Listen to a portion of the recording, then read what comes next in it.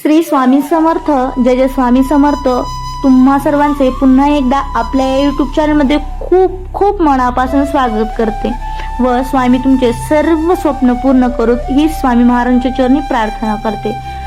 तुमच्या जीवनात देखील खूपच जास्त दुःख येत असतील. स्वामी नाम जपाने सुद्धा दुःख कमी होत नाही, परंतु आपल्याला त्या दुःखातून बाहेर येण्याचा मार्ग स्वामी नक्कीच दाखवतात. जे भोग भोगायचे आहेत ते आपल्याला भोगावेच लागतात. जरी आपण स्वामींकडे प्रार्थना केली तरी आपल्याला आपले भोग स्वामी आजच्या उद्यावर ढकलतील, परंतु आपले भोग आपल्याला कधी ना कधी भोगावेच लागतील.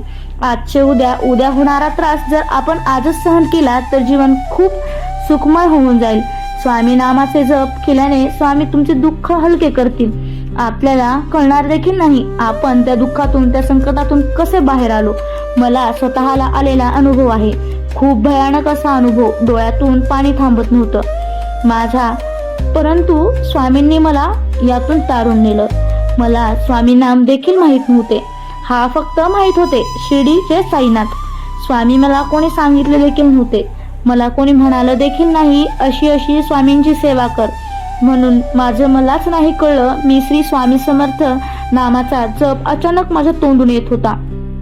जसा जसा जप माझ्या तोंडून निघत होता तसं तसं मला माझे डोके खूप हलके झाल्यासारखे वाटले. स्वामींचा तारक मंत्र देखील मला माहीत नव्हता. तोही एके दिवशी असाच मोबाईलवरून माझ्या कानी पडला होता. तेव्हापासून मी रोज तारक मंत्र ऐकत असते. वेळ लागले असं देखील मला म्हणतात. आणि मला आलेला स्वामी अनुभव देखील खूपच मोठा होता. तुम्ही जर ऐकला तर तुमच्याही डोळ्यातून पाणी आल्याशिवाय राहणार नाही. 2023 मधील गोष्ट आहे. दीपावलीच्या अमावस्येच्या म्हणजे दीपावलीच्या अगोदरच्या दिवशी माझा भाऊ आणि त्याचे 3 मित्र असे 4 जण संभाजीनगर मधील भद्रा मारुती येथे दर्शनासाठी गेले होते. ते फक्त त्याच दिवशी गेले नव्हते, ते दर महिन्याच्या अमावस्येला भद्रा मारुती येथे दर्शनाला जायचे. ते सुखरूप घरी देखील यायचे. ते दरवेळेस 5 जण जायचे, परंतु काही कारणामुळे तो 5वा मुलगा गेला नाही. हे 4घेही गेले, दर्शन घेतले, परत निघाले. त्यांनी परतीचा प्रवास चालू केला. त्यांना भूक लागली, त्यामुळे त्यांनी अर्ध्या रस्त्यामध्ये आल्यावर जेवण केले. तेथून त्यांनी परत प्रवास चालू केला. समोर येऊन त्यांच्या गाडीचा जबरदस्त असा अपघात झाला. ती वेळ होती रात्री 12:30ची. 4 जण होते, त्यातील एक जागीच गेला. जो व्यक्ती गेला त्याच्या मागच्या सीटाच्या मागे माझा भाऊ होता. गाडी त्याच्या साईडनेही जोरदार धडकली होती. माझा भाऊ पूर्ण बेशुद्ध अवस्थेमध्ये होता. त्यात रात्री 2 वाजता त्यांनी तेथून दुसऱ्या मित्राला फोन लावला. ज्याने फोन लावला ते दोघं शुद्धीवर होते. त्यांनी त्या मित्राला सांगितले, आमचा जबरदस्त असा अपघात झाला आहे. ते दोघं उठत नाहीत. तो 1.5 घंटा मध्ये तिथे पोहोचला. त्याने माझ्या भावाला व त्या मेलेल्या व्यक्तीला सिव्हिल हॉस्पिटलमध्ये नेले. तेथे नेल्यावर ते सांगितले, एक जण जागीच गेला आहे आणि दुसरा खूपच सिरियस आहे. त्याने तेथून माझ्या वडिलांना फोन केला. तो म्हणाला, तुमच्या मुलाचा खूपच मोठा अपघात झाला आहे. एक व्यक्ती जागीच गेला आहे आणि एक खूपच सिरियस आहे. 2 बरे आहेत. पण त्याने स्पष्ट माझ्या वडिलांना सांगितलेच नाही की तुमचाच मुलगा सिरियस आहे. माझ्या वडिलांचा हातपाय थरथर कापत होते. माझ्या वडिलांनी माझ्या मिस्टरांना फोन लावला.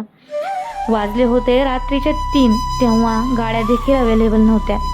त्यांनी माझ्या मिस्टरांना सांगितले, खूप मोठा अपघात झाला आहे. 4 जण होते, त्यामधील एक जागीच गेला आहे आणि एक सिरियस आहे असे म्हणतायत आणि 2 बरे आहेत. त्यांनी यातलं मला काहीच सांगू नका असं देखील सांगितले, परंतु मी त्या फोननी जागी झाली होती. मी ते फोनवरचं बोलणं सगळं ऐकत होती. माझ्या डोळ्यासमोर सरकने अंधार आल्यासारखं झालं. मला काही समजेना असं झालं होतं. माझ्या आत्याने देखील त्यांना माझ्या मिस्टरांना फोन लावला आणि त्या म्हणाल्या, ते फक्त सांगत आहेत एक जण जागीच गेला आहे आणि एक खूप सिरियस आहे. यांच्या मनात शंका आली होती. जो सिरियस आहे तो माझा भाऊ आहे. रात्री 3:30 वाजता माझी आई, माझे वडील, माझा लहान भाऊ, माझ्या आत्या व त्यांचे मिस्टर 5 जण रात्री ॲटो रिक्षा घेऊन संभाजीनगरला पोहोचले. सकाळी 7 वाजता मी रात्री 3 वाजल्यापासून श्री स्वामी समर्थ हा जप मी करत होती आणि रडत होती. म्हणाले, स्वामी माझ्या भावाला काही होऊ देऊ नका.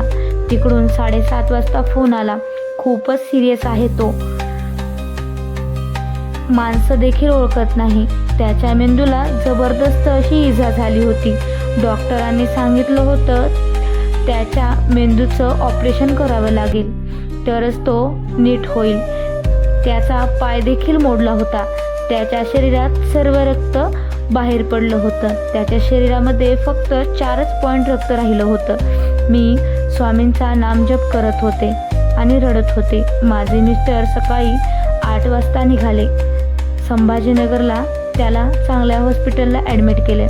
डॉक्टरांनी सांगितले मेंदूमध्ये गाठ तयार झाली आहे. माहीत नाही कितपत कव्हरअप होईल. तो 10 दिवस हॉस्पिटलला ॲडमिट होता. रोज त्याला रक्त चढवत होते. सलाईन इंजेक्शन चालू होता. डॉक्टर म्हणाले अगोदर पायाचे ऑपरेशन करू, मग डोक्याचं ऑपरेशन करू. परंतु स्वामींनी माझं ऐकलं. त्याच्या पायाचं ऑपरेशन झालं. त्यानंतर डॉक्टरांनी परत एकदा CT स्कॅन केला, MRI केला. त्यानंतर डॉक्टर म्हणाले डोक्यांमधील गाठ गोळ्यामुळे निघून जाईल. त्यांनी गोळ्या लिहून दिल्या. त्या माझ्या लहान भावाने आणल्या आणि आता माझा मोठा भाऊ घरी आलाय. तो सुखरूप आहे आणि एकदम मजेत आहे. तो असं गोळ्या चालू आहेत परंतु सुखरूप आहे. माझा हा खरंच मला आलेला अनुभव आहे. तुम्हाला कसा वाटला? तुम्हाला स्वामी सेवा आवडते का हे मला कमेंट करून नक्की सांगा व आपल्या या व्हिडिओला एक लाईक करून जा.